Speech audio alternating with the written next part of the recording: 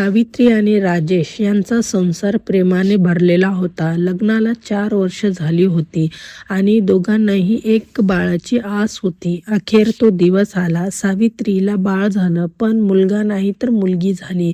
पहिल्यांदा सावित्रीच्या डोळ्यात आनंदाचं अश्रू होतं, पण राजेशच्या चेहऱ्यावर निराशेची छाया दिसली. घरच्यांनीही कुजबूज सुरू केली. मुलगा नाही झाला. सावित्रीचं मन मोडलं, पण तिने गप्प बसणं पसंत केलं. वर्ष गेली. तिची छोटी मुलगी अन्वी घराचं वंश बनली. तिच्या हसण्यात घर उजळत असे. तिच्या हुशारीने राजेश अभिमानाने पाहत असे. एक दिवस शाळेत तिला सर्वोत्कृष्ट विद्यार्थी पुरस्कार मिळाला. ती बक्षीस घेऊन मंचावर उभी राहिली आणि म्हणाली की हे माझ्या आईवडिलांसाठी.